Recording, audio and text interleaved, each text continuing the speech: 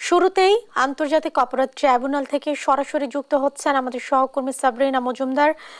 সাবরিনা, জুলাই অভ্যুত্থানে গণহত্যা মামলায় কোন কোন আসামিকে আদালতে তোলা হয়েছে, সবশেষ তথ্য জানাবেন।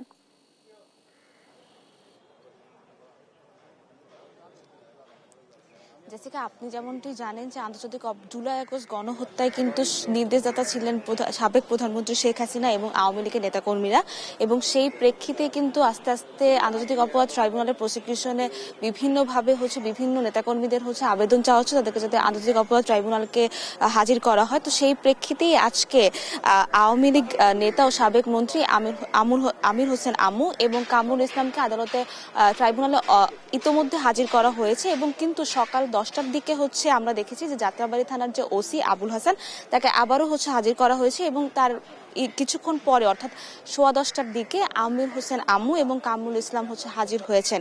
এবং এখন যেটি হয়েছে যে একটু পরে শুনানি শুরু হবে, এবং ইতোমধ্যে তাদের আইনজীবীরাও কিন্তু ট্রাইব্যুনালে হাজির হয়ে গেছেন। তাদের আইনজীবীদের কথা যদি আমি বলি, যে আমির হোসেন আমুর পক্ষে আইনজীবী নাজমুস সাকিব এবং মাহাদি হাসান, এবং কামরুল ইসলামের পক্ষে মাহমুদুল হোসেন এবং আফতাব মাহমুদ চৌধুরী।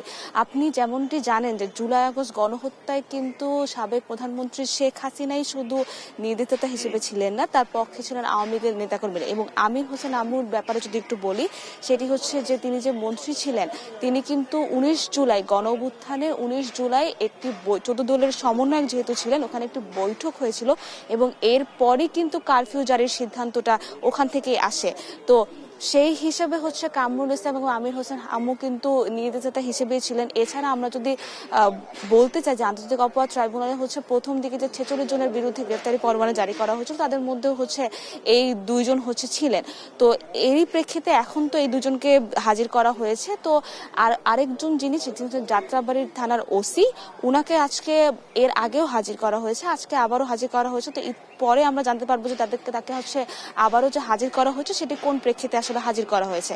তো একটু পরে শুনানি শুরু হবে, তো আমরা জানতে পারবো যে আদালত আসলে এই ব্যাপারে কি বলে, তাদেরকে গ্রেফতারি পরোয়ানা জারি রাখা হয় নাকি কারাগারে পাঠানোর নির্দেশ দেয়। তো এই ছিল এখন পর্যন্ত ট্রাইব্যুনালের সর্বশেষ খবর। জাসিকা। সাবরিনা, ধন্যবাদ আপনাকে। দর্শক, আন্তর্জাতিক অপরাধ ট্রাইব্যুনাল থেকে যুক্ত ছিলেন সহকর্মী সাবরিনা মজুমদার।